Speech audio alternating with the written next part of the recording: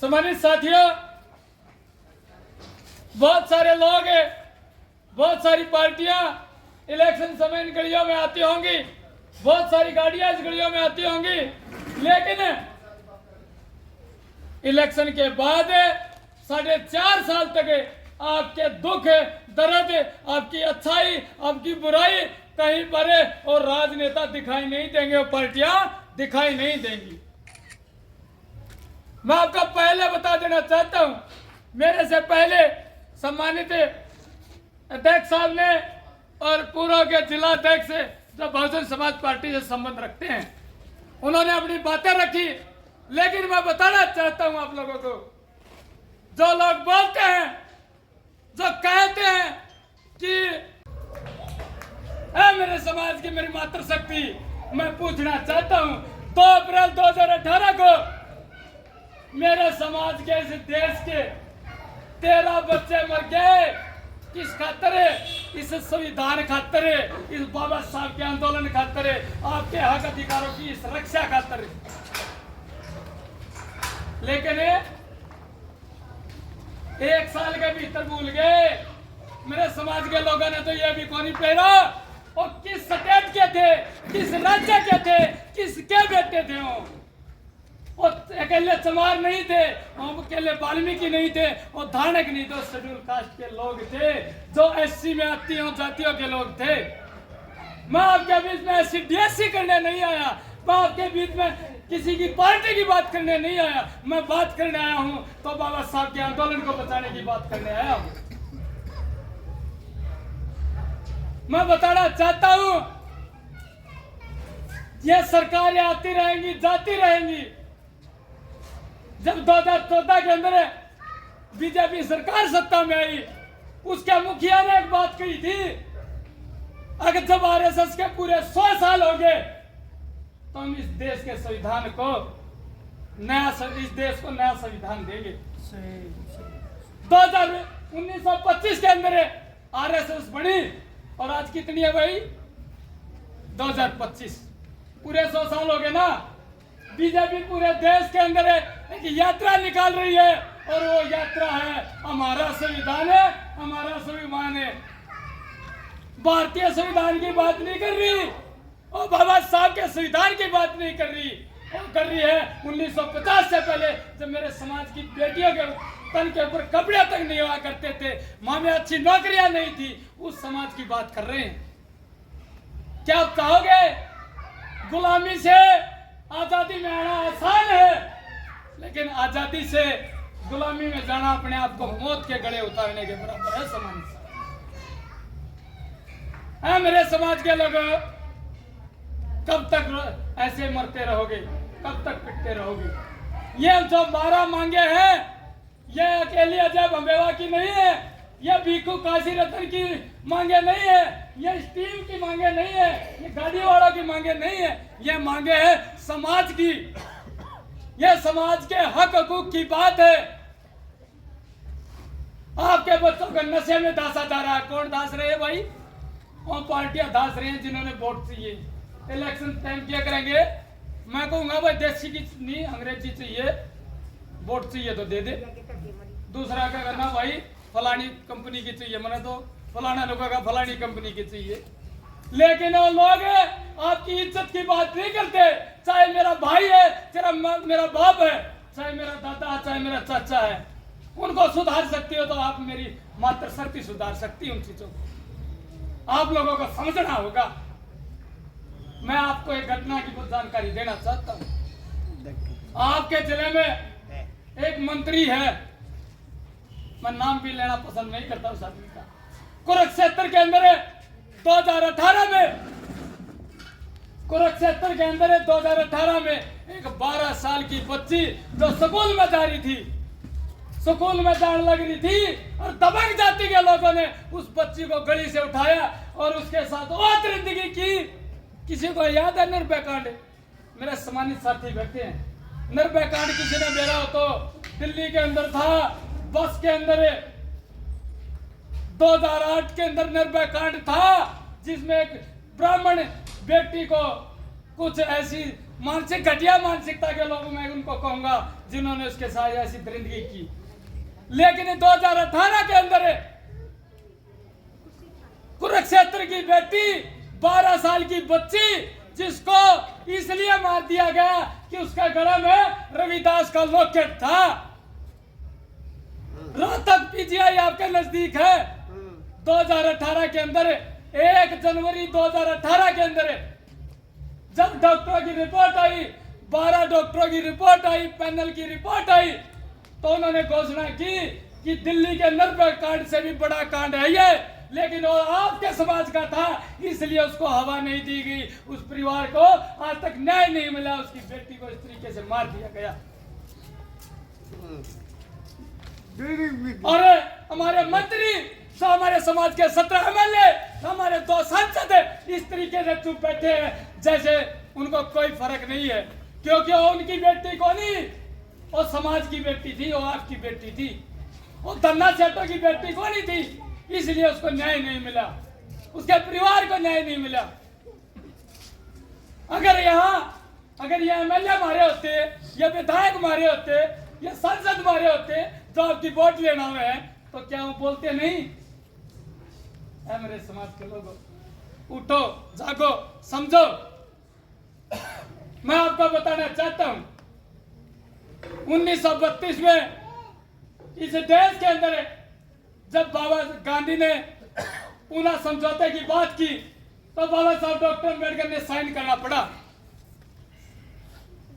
बाबा साहब डॉक्टर अम्बेडकर ने साइन करना पड़ा और बाबा साहब डॉक्टर अम्बेडकर साइन तो करके चले गए, दिल्ली जाकर रोए।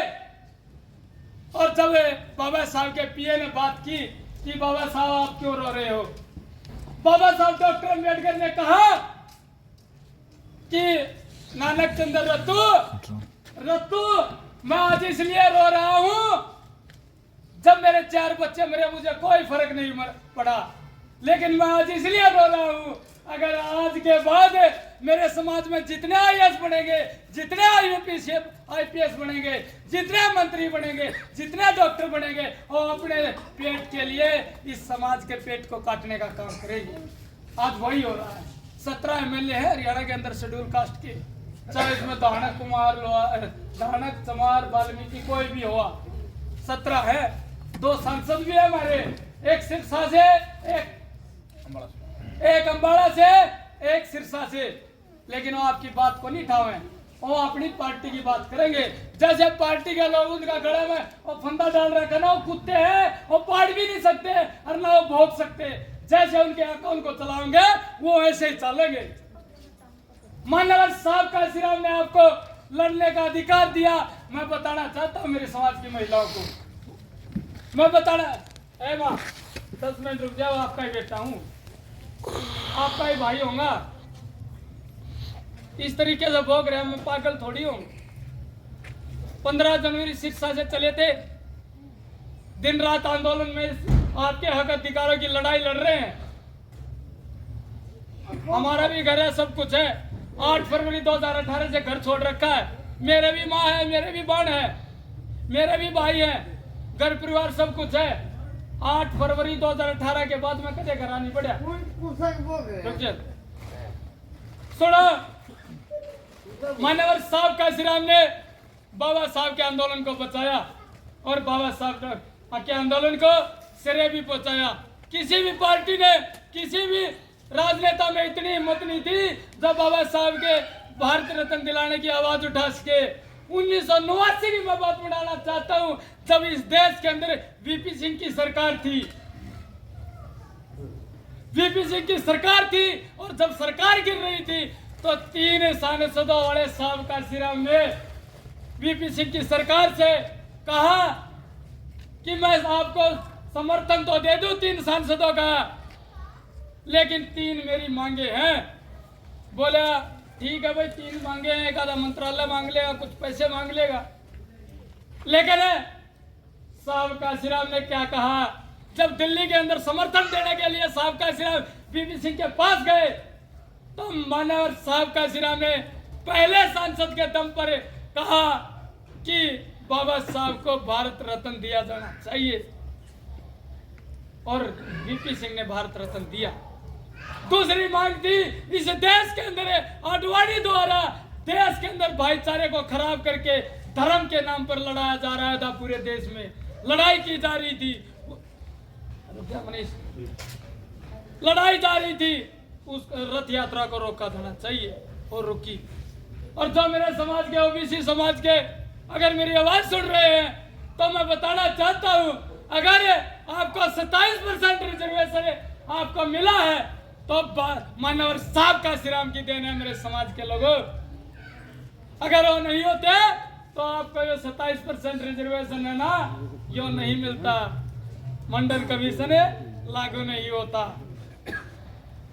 मैं बताना चाहता मेरी मातृशक्ति को, ये जो वोट की ताकत है ये सबसे बड़ी ताकत है। इसमें अनेकों मुद्दे हैं, नौकरियों के मुद्दे हैं, 12 मुद्दे हैं। एक मुद्दे पर बहुत बात रखूंगा 2 मिनट के अंदर। मुद्दा नंबर 7 है, पंपलेट आपके पास पहुंचा होगा, ये महिलाओं का पंपलेट। मुद्दा नंबर 7 है, इसके अंदर सरप्लस का जिक्र सुना होगा, किसी साथी को पता हो तो बताएं। सरप्लस का पता है? किसी को पता नहीं, पूरे प्रदेश में किसी को पता नहीं। बाबा साहब डॉक्टर अम्बेडकर ने जब इस देश के अंदर संविधान लागू हुआ, उस समय देखा कि मेरे समाज की हालात और भी खराब हैं। कैसे खराब हैं? इसलिए खराब हैं क्योंकि संविधान तो मैंने बना दिया, देश आजाद हो गया, लोग शांति से घरों में रह रहे हैं, लेकिन मेरा समाज है आज भी रोड पे धक्के खा रहा है। तो साहब ने देखा कि जो सरकारी जमीन थी ना, वो देश की जमीन को देखा और आपके लिए लैंड एक्ट बनाने का काम किया। उन्होंने लैंड एक्ट बनाने का काम किया और जमीन का हक आपको दिया। जो जमीन है सरकारी है। एक महापुरुष ने नारा दिया, जो जमीन सरकारी है वो जमीन हमारी है। ये किसने कहा? ये मान्यवर साहब काशीराम ने कहा। मान्यवर साहब काशीराम ने कभी हवाई बातें नहीं की। उन्होंने कहा जो जमीन सरकारी है वो जमीन हमारी है। और 1953 के अंदर बाबा साहब डॉक्टर अम्बेडकर ने आपको जमीन का प्रावधान है संविधान में करके दिया। और हरियाणा के अंदर की मैं बात बताऊं तो 52,000 एकड़ जमीन आप लोगों की पड़ी है भाई। कोई नहीं बताओगा, कोई पार्टी नहीं बताओगी, कोई सांसद नहीं बताओगा, कोई मंत्री, कोई IAS IPS नहीं बताओगा, लेकिन मैं बताऊं गारंटी। डॉक्यूमेंट देंगे, प्रूफ देंगे इन चीजों का। 52,172 एकड़ जमीन आपकी इस हरियाणा के अंदर है। और आपके जिले की बात करूं तो मेरे हिसाब से 5400 एकड़ जमीन आपके जिले पानीपत में है। वो जमीन आपको मिलनी चाहिए। आज उन जमीनों पे कब्जा किनका है? उन दबंग जाति के लोगों का कब्जा है, जो आप छुटवाना नहीं चाहोगे। अरे लेकिन अगर मेरे 2 बच्चे हैं ना और 100 गज का प्लाट है, छोटे थे थोड़ा फालतू दे दिया, बड़े थे थोड़ा फालतू दे दिया, आपस में भाई लट्ठा के खड़े हो जाए बाबू के खिलाफ, बाबू के खिलाफ लट्ठा के खड़े हो जाएंगे। पानी लेकर बाबू के खिलाफ लठ लेके खड़े हो जाएंगे। अगुस्ता फालतू क्यों दी, आपस में मरण मिटने तैयार हो जाएंगे। लेकिन वो आपकी इतनी बड़ी जमीन को दबाए बैठे हो लोग भाई, उसके लिए लड़ाई नहीं लड़नी। क्या वो आपके हक नहीं है? क्या वो आपकी जमीन नहीं है? वो आपकी जमीन है, उसके लिए ये आंदोलन किया जा रहा है। इस आंदोलन को मजबूत कीजिए। मैं बताना चाहता हूं, जब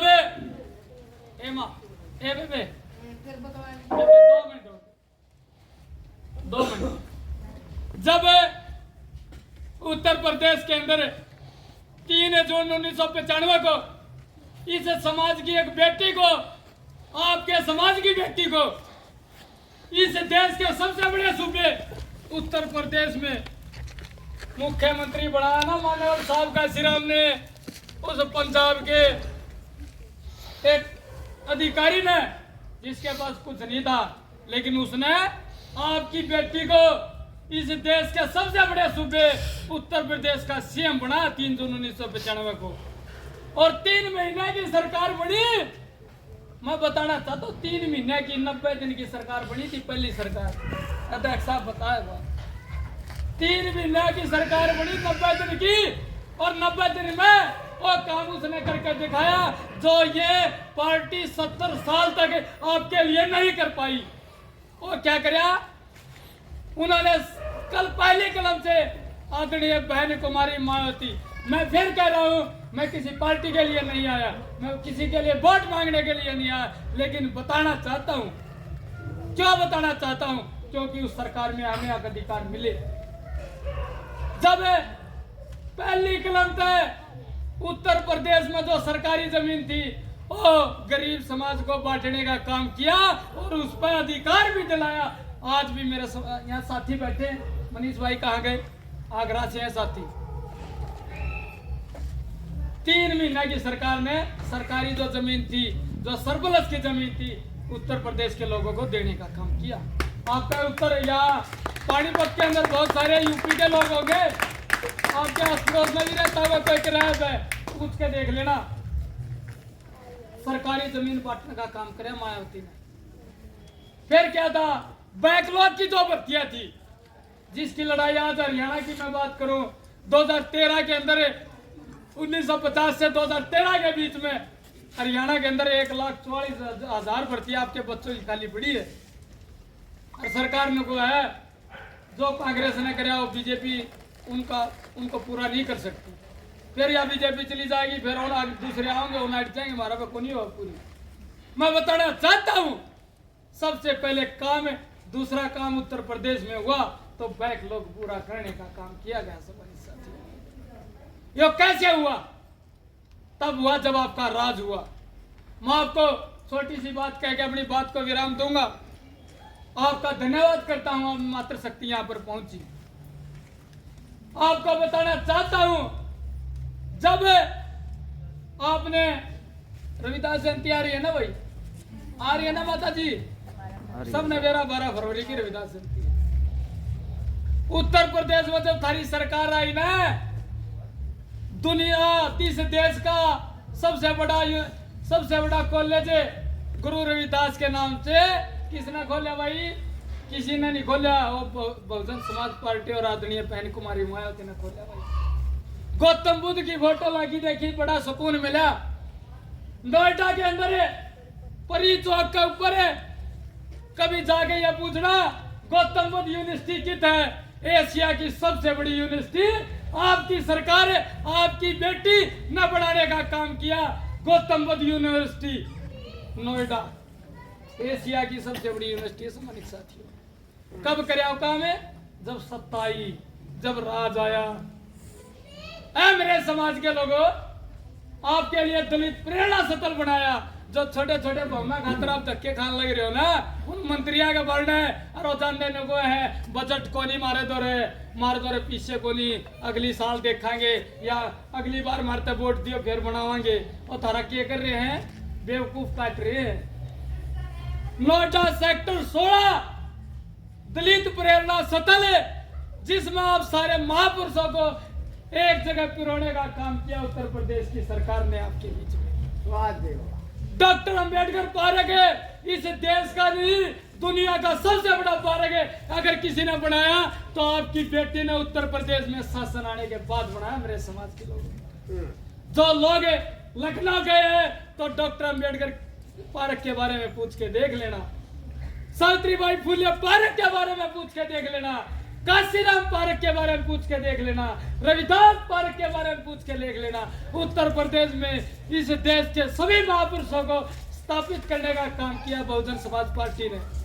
मैं फिर कह रहा हूँ वोट जिसको देनी दो, लेकिन मैं अपील करना चाहता हूँ एक बार उत्तर प्रदेश घूम के तो आओ, जाके देखो तो, अपने बच्चों को बताओ तो कि वहाँ क्या क्या स्थापित हुआ।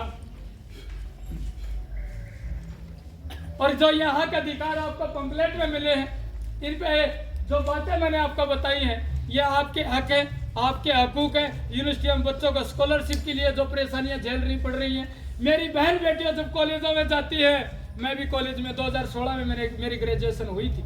मैं भी बसों में गाँव से 24 किलोमीटर शहर था डिस्ट्रिक्ट जींद में, बम्बेवा गांव मेरा है, अजय बम्बेवा मेरा नाम है। जब मैं गांव से कॉलेज में जाया करता